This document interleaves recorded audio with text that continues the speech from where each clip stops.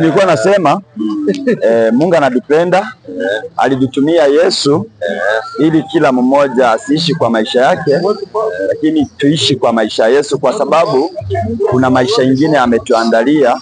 Tukitoka hapa duniani tutaenda kuishi milele na Mungu.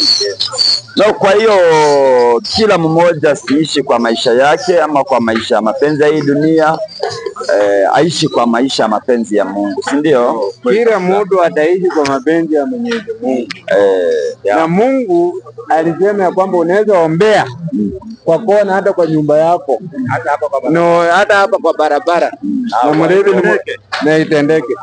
Unaona watu wanakunywa pombe hapo wote, wanamjua Mungu. Na ukichukua hao watu wote watamjua Mungu. Kweli ama ni uongo? Ni ukweli. Hata kwa kona yako ukiombea tu Mungu ukitoka kwa nyumba asubuhi, useme tu Mungu nisaidie, bali naenda hata mimi ni sungu mzee.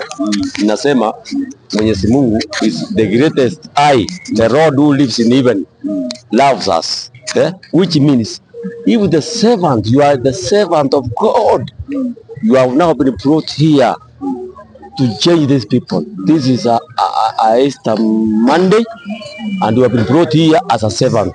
Thank you. Don't worry being a servant. Don't worry. Those are the obstacles, hindrances, but believe when you walk in God, those are your true ways. You will deliver. Total deliverance comes from who? From your God. It's okay. Total deliverance. You are here as a servant to tell the people the road is our restaurant. Even the restaurant is our restaurant. So tell them, preach the gospel. As you preach the gospel all the time, preach the gospel. Continue. Don't worry.